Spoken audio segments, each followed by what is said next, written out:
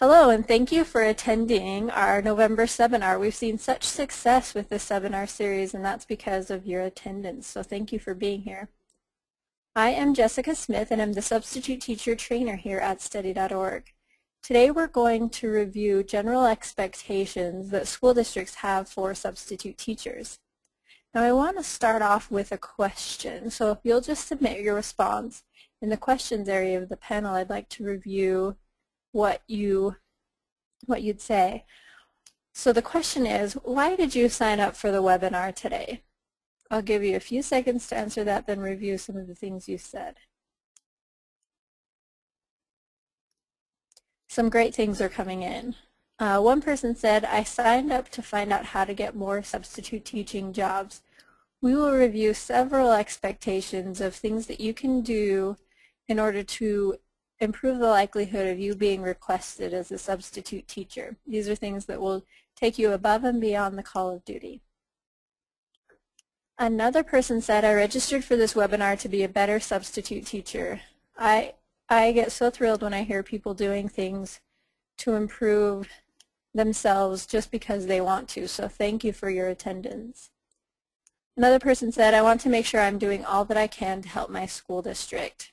We're all here because we want to improve the lives of the students we work with, so this is a great reason to attend a webinar.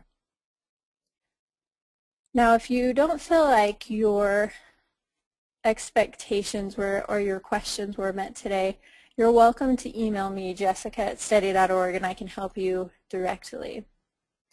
As you can see, the title says the ABCs of professionalism. Today we are literally going to go through the ABCs. Each letter will represent a different suggestion. So let's get started, of course, with letter A. The first suggestion for you is basic but extremely important. Arrive each at least 20 minutes early to substitute teaching assignments. I realize that several of you are likely already showing up quite early. I know many substitute teachers who arrive at least 30 minutes or more before. When I was substitute teaching, there was one time I can remember particularly, I beat the school secretary there because I was so nervous about finding the school and so nervous about what the lesson plans were going to say. I was so early, and she was just like, who are you? And I said, I'm a substitute teacher. She said, wow, you are really early. But we recommend showing 20 to 30 minutes early to substitute teaching jobs. One of my favorite quotes is, I owe all my success in life to having been always a quarter of an hour before my time. Lord Nelson says this, and there are likely several interpretations we can have of this quote, but I like that he attributes his success to being early. The next suggestion is to be flexible and willing to help where needed. If you are interested in getting requested for substitute teaching jobs, this suggestion is going to be key for you. There will be times that you show up to the school and find that the job that you signed up for and the job they're expecting you to do are not the same. During these moments, this is your time to shine. Demonstrate a willing attitude, and if you're comfortable with this situation, express a desire to help. The school secretaries are powerful people, and doing things like this will make you stand out as a substitute teacher. The last suggestion on this slide is to contact the office in emergency situations. As I mentioned, the school secretaries are powerful people and should be kept in the loop. If you have an emergency situation, maybe a medical emergency, be sure to contact the main office immediately. This can be done in several ways. One, there might be an emergency call button in the classroom. Now, this is to be only used in major emergencies. A substitute teacher in the district when I was teaching high school rang this emergency bell because she couldn't find the pencils located in the classroom. Now, that is an annoying situation, but definitely doesn't constitute an emergency for ringing that button. So be sure to keep these for only major emergencies. Or you could send 2 students down to the main office to ask for help. Or there might be a phone located in the classroom and you can call down to the main office.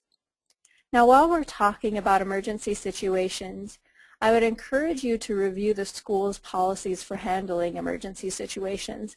Likely they all have procedures set up on what to do in case there's a lockdown or a fire drill or an earthquake. And so if you substitute teach at the same school regularly, be sure to review these policies for emergency situations.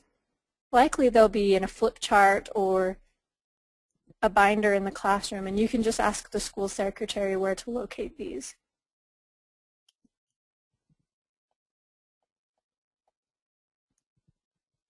As I mentioned, this seminar is addressing the ABCs of professionalism. So letter D represents demonstrating a positive classroom management skills. Now, I mentioned before that we're talking about professionalism today, but you'd be surprised at how much your classroom management skills and your professionalism are linked together. If you are looking for the ways to maintain remain positive in the classroom during the teaching day, I would encourage you to listen to our September seminar. We talk about strategies for preventing inappropriate student behavior, and that can be found at the Bus Stop blog. Smiling is one of the best tools you can have in your tool belt in the classroom. If you find yourself often yelling at students as part of your classroom management strategy, this is not the best way. I would encourage you to review the material in the Substitute Teacher Handbook or the online Sub-Skills training course. This has amazing classroom management skills and strategies that allow you to stay positive throughout the day. Now, early morning calls should be answered by you. If you live in a school district where you still get phone calls bright and early in the morning, make sure you're the person that answers the phone. I recommend this for a couple of reasons. First, if it's an automated phone call, there will be information that's pertinent for you to know. So make sure you're the first to the phone. Secondly, if there's a live person on the other end of the phone call, you'll want to make sure that you present yourself professionally, and a groggy roommate or spouse might not make that impression. This last suggestion is probably the most important that you'll get during this seminar, and that is to follow the lesson plan always. The biggest complaint that we hear against substitute teachers is that they don't follow the lesson plan.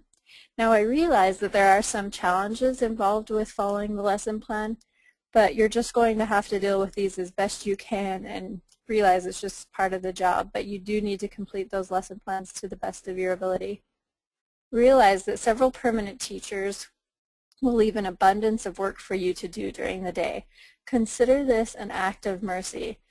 They're saying that they don't want you to run out of material, so do as much as you can of the lesson plan and then thank the permanent teacher for leaving enough to fill the time.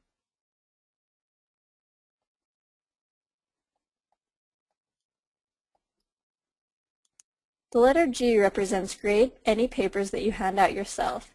If you find extra time during the school day and end up implementing a fill-in activity, make sure you grade the work yourself. You don't want to overburden the permanent teacher by collecting an assignment and requiring the permanent teacher to provide feedback. If you require the students to do the work, then they deserve to receive some feedback on their performance. Now, you can grade papers in several different ways. One suggestion is you can post the answer key somewhere in the classroom where students can check their own answers. 2, you can read the answers aloud and students can grade their own work. Or 3, you can do the traditional thing by collecting the assignments and making notes on each of the papers as needed. The next suggestion I have is have discretion in what you share with students. I've heard teachers who talk to students about their divorce or their dating life or the parties they attended over the weekend. This is completely inappropriate and should be avoided.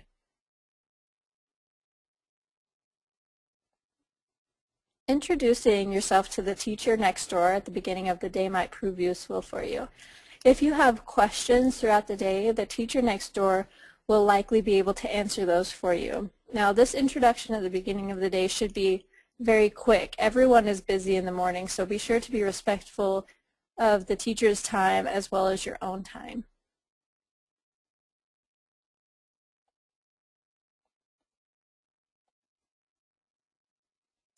A few months ago, I asked substitute teachers whether or not it was appropriate to teach in jeans, and it sparked quite the debate at the bus stop blog, and over 550 comments were shared. And if you're interested in reviewing this, I would encourage you to stop by the bus stop blog. As I read through these comments, the majority of substitute teachers said that it was inappropriate to teach in jeans, and I'm glad they said this. As I discussed these comments with district personnel, they all seem to agree that if you are interested in getting a permanent teaching position at the school district, jeans should be avoided. So realize that your dress does matter on whether or not you're going to get a future job. Dressing appropriately is helpful in gaining respect of students, and I think this has more to do with the fact that we act more professionally when we dress more professionally. Guidelines for what is appropriate for teachers are as follows. For men, consider wearing a shirt and tie. You can always remove the tie or undo the neck button and roll up the sleeves if you find yourself overdressed, and slacks are, of course, are a must. For women, avoid uncomfortable clothing and shoes. Select outfits that are nice, but you can also bend down, stoop over, and write on the board with ease.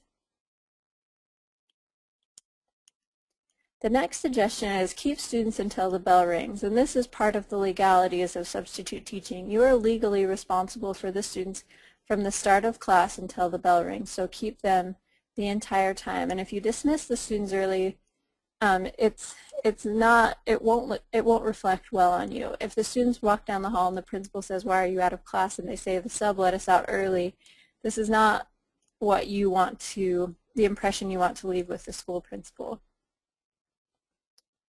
Now, maintaining confidentiality is key. If you are substitute teaching in a resource classroom or a special education class, please keep the names of the students you work with private. For example, if a man substitute teaches in a resource class and ends up working with a boy in his neighborhood, and then he goes home and tells his wife about this little boy, she now knows that boy has a learning disability. Now, this isn't fair to the family or that little boy. So not only is it important to keep students who are in special education classes, keep that confidential, but all students that you work with.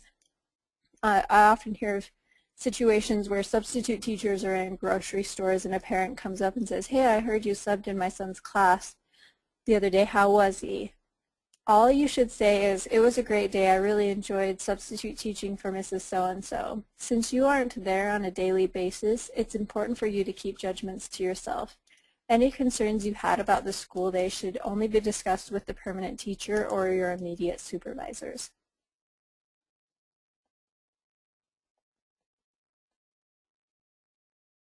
Now, there's not much to add to this next suggestion. Never leave students unsupervised. This goes again along with the legalities of being a substitute teacher. You are responsible for those students. There are two parts for this next suggestion of only take things that are essential for the school day. First, a sub-pack bag is something that I'd completely recommend for substitute teachers. A sub-pack bag includes maybe office supplies and fill-in activities. 75% of permanent teachers say that they leave a lesson plan. Now, only 25% of substitute teachers say that lesson plans were left. This is a huge discrepancy, and as I mentioned earlier, substitute teachers should always have their own activities to follow up on in case there aren't any lesson plans left. There's nothing more frustrating than a classroom full of students who have nothing to do. The second part of this section involves leaving valuables locked in your car or at home. Take only things that are essential into the classrooms. We hear too often things being taken from substitute teachers, so I'd encourage you to leave purses, wallets, cell phones, and other valuables in a safe place. Lastly, for this slide is a suggestion from a school district employee. It's fairly common that substitute teachers just sit at the desk and read a book. We would encourage you to leave your novels and homework at home and participate in the day's learning activities. Now, it could be that there is time for silent reading throughout the day, and you should model the expected behavior of reading a book. But you should also be aware of what's going on, and if you take Harry Potter 7, it's going to just pull you in so much that you'll likely be unaware of what's going on in the classroom. So be sure to just grab a book off the shelf, model the expected behavior, but not be engrossed with the novel that you're reading.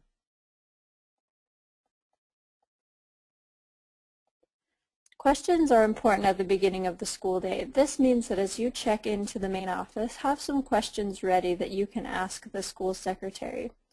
Questions such as, where are the restrooms located? Is there going to be an assembly today?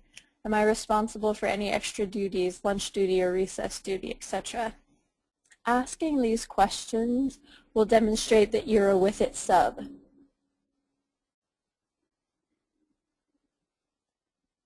At the end of the teaching assignment, you should always leave a substitute teacher report. Teachers want to know what you did during the day while they were gone. So on your substitute teacher report, you should include how much of the lesson plan you were able to complete, where the assignments you collected can be found, and the students who were especially helpful during the day. Remember that the substitute teacher report is the only impression, besides what the students say about you, that the permanent teacher will have of you, so make sure that you present yourself well. Now, I would encourage you to leave the substitute teacher report detailed enough that a permanent teacher can get a clear vision of what went on during the day. For example, I was gone. I had to leave school one day, so I had a sub, and I requested a sub that I heard was really great. And she did so many things really well. But when I came back, the substitute teacher report, all it said on it was, Kellen is the worst student I have ever worked with. Now, I had never had any problems with Kellen, so I couldn't get a vibe of what had gone on in the classroom. And that was the only thing. She didn't mention anything about the lesson plans or what had happened with Kellen, and so I didn't know how to go about figuring out what happened. So the only thing I could do, I walked up to Kellen and I said, hey, how did things go yesterday while I was gone? And he was like, that sub hated me, and I don't know why. And I was like, really? I said, well, there must have been a reason. Like, did you two get off on the wrong foot? And he said, I really can't think of anything that happened, but she hated me. And I said, there had to have been something. Can you think of anything? And he says, well, all I can think of is when I walked into the room, she greeted us at the door, which is a great thing that a substitute teacher should do. She said, hi, I'm Miss Winter. I'm glad to be here today. Come on into the classroom. And he said, hi, Miss Winter, I'm Mr. Summer, and went and sat down at the desk. And that's all I know of to this day of what happened while the sub was in the classroom. So be sure to leave enough detail on that substitute teacher report so it's helpful for the permanent teacher.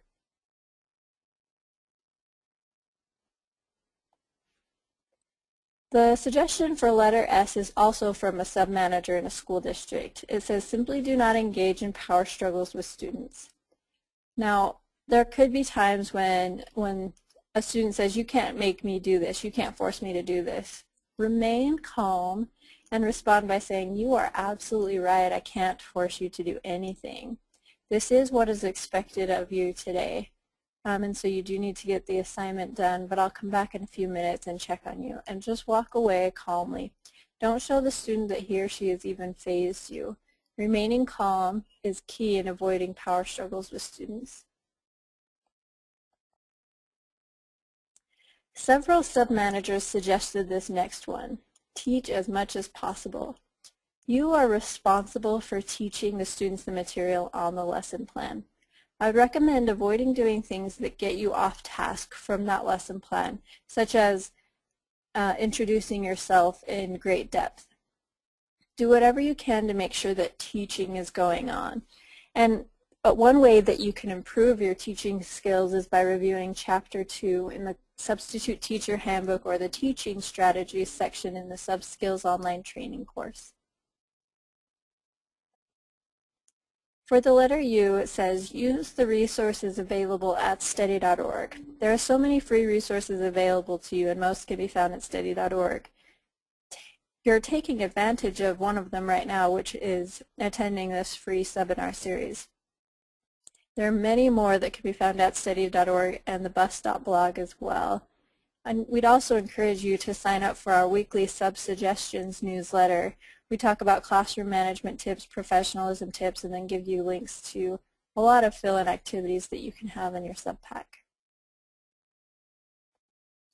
Now this next one, if you really want to shine as a substitute teacher, I would recommend doing this. This is not an expectation of the school district, but if you really want to stand out, this is where you can really stand out. And that is volunteer yourself to the office staff during the periods when you don't have students. If you walk down to the main office and say, I don't have any students right now, if there's anything I can help with, just let me know. They would, whether or not they have something for you, it will make you stand out more than any other sub.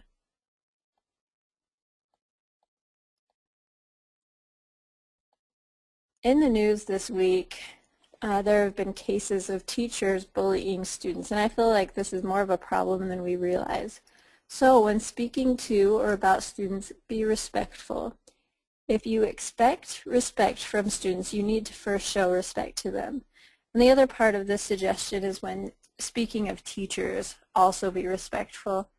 If the permanent teacher doesn't leave a lesson plan, or if the materials aren't set out like you'd need them to be, don't roll your eyes in front of the students or make any comments about the permanent teacher. Be sure to always portray a positive attitude towards the other teachers that work in the school. Now I realize that X is a little bit of a stretch, but hopefully you can go with me on this one. Reflection is such a powerful tool in improving your performance as a substitute teacher. Realize that there were likely several mistakes that you made in a day. We're all human. We all make mistakes. Look at these objectively and improve where needed. You may even want to consider having a teaching journal that identifies your strengths and weaknesses. We live in a time when it is encouraged to ignore your weaknesses and focus on your strengths, but if you want to improve, calmly look at these mistakes that you made and figure out a way to make yourself better, because we can all improve. At the end of the day, I'd encourage you to take time to walk around and thank those who were particularly helpful. Thank the students who were helpful. Thank the teachers next door. Leave a note of thanks for the permanent teacher for letting you substitute teach in his or her classroom. Thank the school secretary. Thank the principal if you see him or her. There's likely many people that helped you during the day, so be sure to show gratitude to those people. And lastly, zap negative thoughts. Not only should you work to stay positive throughout the day, but be positive after hours as well. And this extends beyond the classroom. Be aware of what you put online about students or schools where you work. Be aware that your Facebook status or your blog or your tweets can be accessed by school district personnel even if you think you have your settings on private. So always show a positive, happy attitude to the places where you substitute teach in person and online. As teachers, we put ourselves as an example in society, so you need to take this very seriously and remember that professionalism happens online. Professionalism needs to be maintained while you're at the grocery store or at a football game. Likely there will be students watching, so be careful of how you act outside the classroom as well. Thank you so much for taking the time to attend our seminar today. It's been a lot of fun reading your comments and sharing with you. If there are things that we didn't get to that you have concerns about, be sure to email me, jessica@steady.org, and I'd be happy to complete them. I'd also recommend reviewing our September and October seminars that can be found at thebusstop.steady.org. Thanks again for attending, and as always, thanks for all you do in the classroom.